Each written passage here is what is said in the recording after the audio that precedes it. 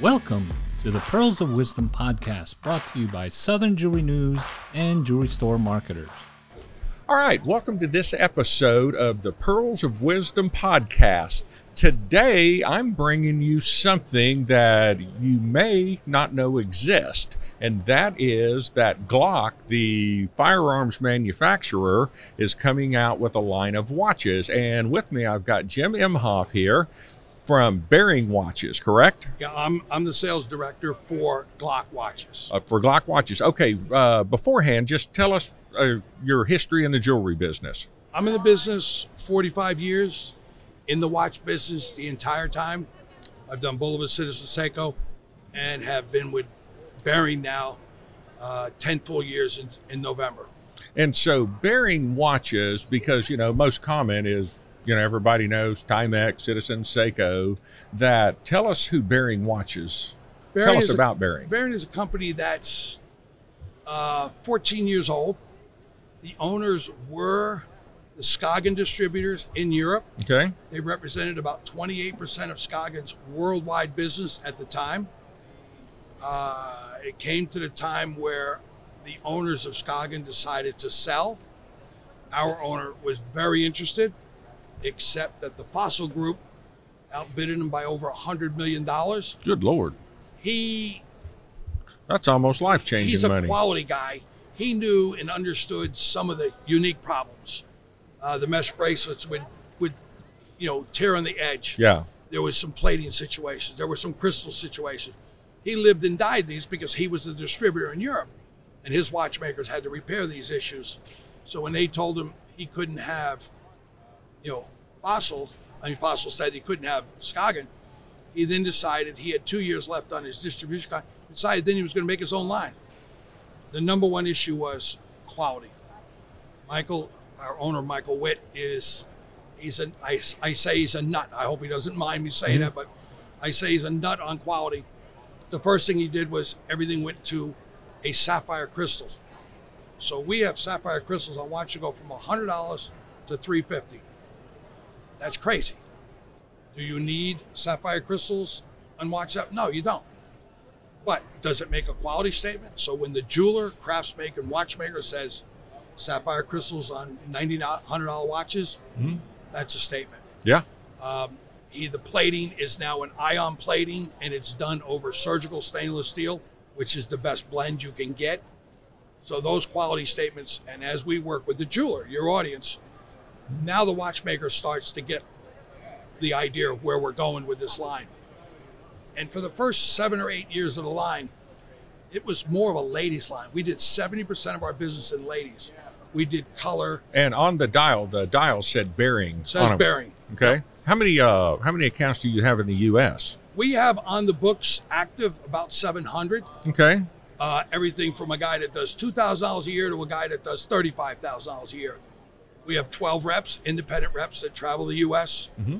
And then we have numerous accounts in areas where we might not have a rep that, do a very nice job of calling in orders and getting stuff. Okay, so how do we get from Bering Watches to Glock Watches? Michael Witt, our owner, has been in the jewelry business. He also has a couple jewelry lines in Europe, in Denmark. They're all based out of Denmark. The Glock family, one side of the family, has been in the jewelry business in the area of 100+ years. Okay. Something I didn't know. So they've had a relationship. And what happened was at one point, I guess they were looking to make a special project watch. One was the anniversary of the P80, which was their first weapon they made. The other one was an anniversary coming right at the same time. It was 35 years in the U.S. And it's my understanding they were looking to do this project themselves. And they kind of found out how difficult that could be. Yeah, it's not as easy as it looks. Yeah, making watches and making firearms. I mean, it's like building a car. You don't just buy a carburetor and some wheels and throw it on. There's a little bit in between. And then it got to the point where I guess Michael became either a consultant or they asked him to do this project. We did 3 watches, the same watch, 3 different ways. It was 4,000, 4,000, and 3,500. It distributed within their network only. It wasn't for retail. Okay. And when they put the first one out there, it lasted about 22 hours. Okay. All their deal is, I need 10 of this, 6 of this, whatever. They put the next one out there, same thing, 24 hours sold out.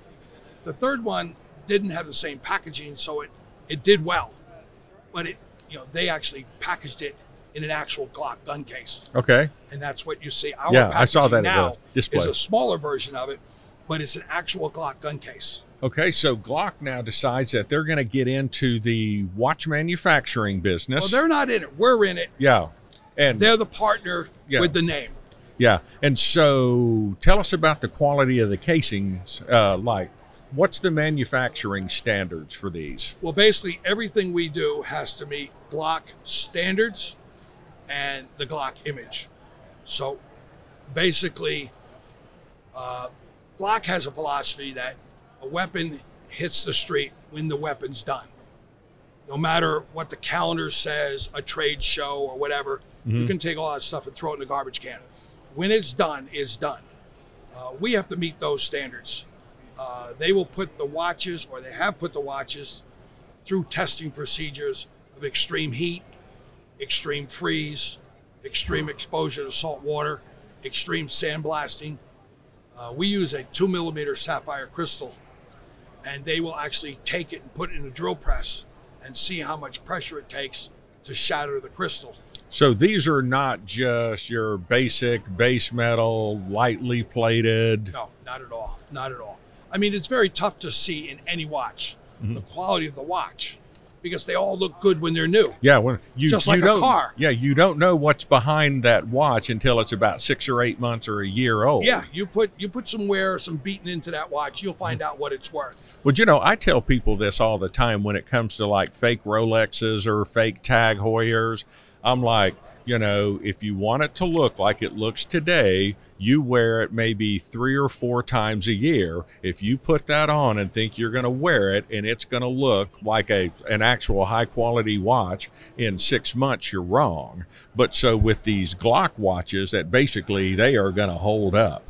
Yeah, I mean, they're made to the standards of Glock weapons. We have to adhere to those standards. We have to adhere to their DNA. When you look at our watches, the Glock enthusiasts will look at the watch, and the majority of them, and they'll look, and all of a sudden they'll see the crown, and they'll go, "Oh, that's the sight on the weapon." Hey, I'll hold up to the camera. I hope I'm hitting it just right there. That this is, what model is this? This does, right now they don't have model numbers, but that's an SB24. It's an interesting looking watch. Very nice weight. What was unique about this watch is you see the gold subdial. Yeah, I see that down When that here. original piece was made as a demo piece, that was actually the butt end of a bullet. Oh, no kidding. Oh, it was cool as Yeah, could be. look at that. But the problem was we couldn't get a movement where that hand extended up far enough to make a clearance. And then when it did, the hands have to, you're being a watchmaker, the other hands have to move with the same. It created too much drag on it, so we couldn't do it. Okay. Gorgeous, great idea. When I saw it, I fell in love.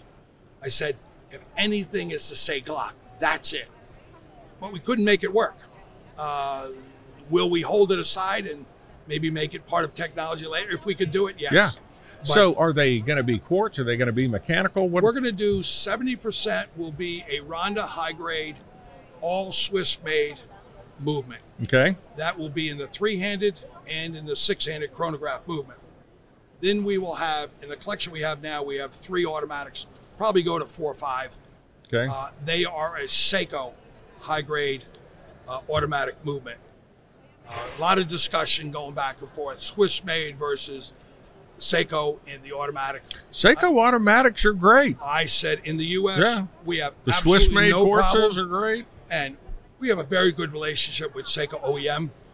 And I said, why would we want to try to develop a relationship with someone that we're not high on the list in the Swiss end, we're yet here in the Seiko end? Yeah. Because we use Seiko movements in our automatic movements in the Bering line that retail for $299 and $349.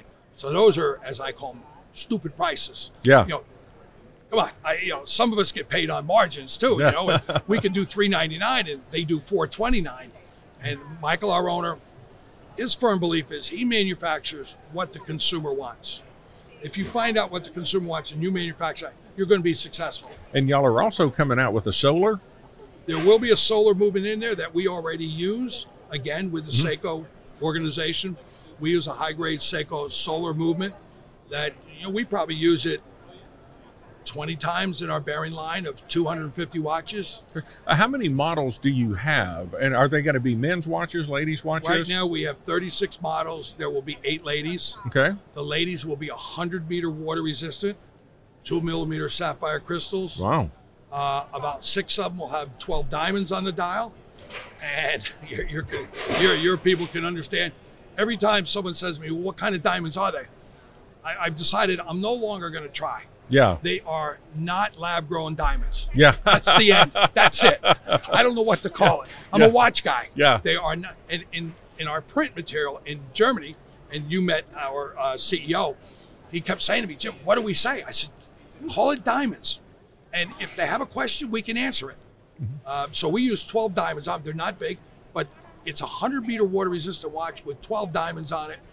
Every single watch in a line has an interchangeability of straps.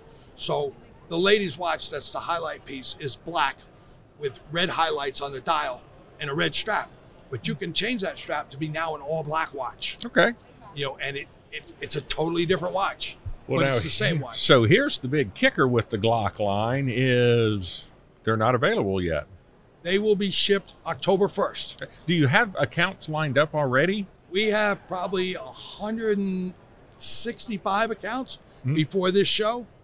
We've done, I think, 25 accounts at this show. Okay. Anybody watching this podcast, and this is mostly the market that you like, which is the independent owner-operator. Yes. That how would they, if they want to inquire about Glock watches? They can go to beringtime.com or glockwatches.com. At glockwatches.com, they'll see a screen page, and down below it'll say if you want to be a prospect retailer, click here. If you want to be a sales rep, click here. If you want to be an ambassador, click here. And it will go right to our German office, and I will get it within minutes. Interesting. So we have a new player in the watch industry in America. With a very, very iconic name that has a quality standard behind it, second to none. I mean, they have a 77% market share in law enforcement in the U.S. That's all law enforcement. Yeah. And people will say, I remember being in a meeting and someone said, well, if we do this to this watch, it'll make it look pretty. And the Glock answer was, which comes directly from the top, is that Glock weapons are not the prettiest gun in the store. In fact, they're probably downright the ugliest. Yeah. But God forbid a law enforcement officer has to put his hand on his hip, right? He knows that he has got the highest quality piece of machinery, tooling, whatever you want to call it, that is there to protect his life and the people he serves. That's the number one issue. Yeah, and that same quality and commitment goes into your watch line. That thinking has to be taken into it with everything we do, whether it's the watch itself, whether it's how we service jewelers, or whether it's the advertising we do. I mean, every single thing we do, if it involves the Glock logo, it cannot be done without Glock approval. So I've had to tell jewelers, like when we want to do different things, if we wanted to run an ad in your newspaper, we would have to say, I got to get Glock approval. It's probably going to take 2 weeks longer than normal. And it actually does go in front of a committee, and it goes to Austria, and it gets done in Austria.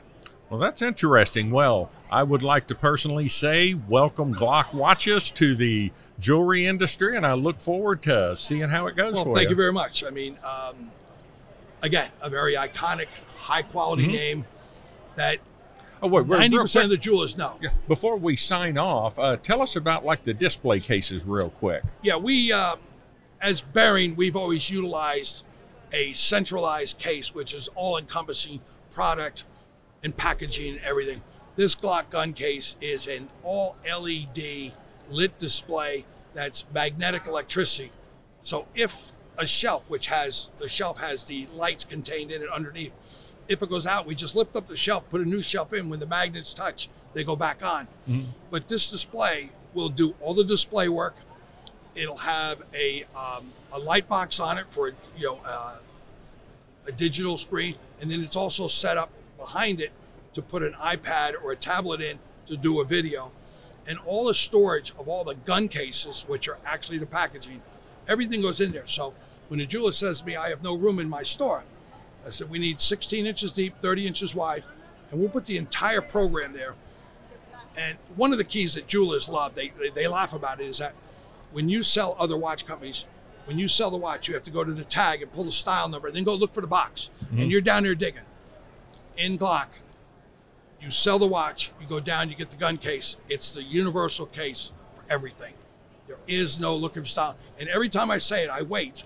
And all of a sudden I get a smirk from somebody. I go, and you know what I'm talking about. Yeah, exactly. Yeah, it works. The entire program, the total concept of it, from quality standards to look, to packaging, to displays. People say, wow, you guys are complete. And that is the typical Bering and now the Glock way. Well, welcome to the wonderful world of jewelry retail. Thank you very much. And thank you for watching this episode of Pearls of Wisdom. Until next time. Thanks for listening to the Pearls of Wisdom Jewelry Podcast. For more information about the show, please visit southernjewelrynews.com/podcast, brought to you by Southern Jewelry News and Jewelry Store Marketers. Make sure to subscribe on your favorite podcast platform so you can catch the next show. See you then.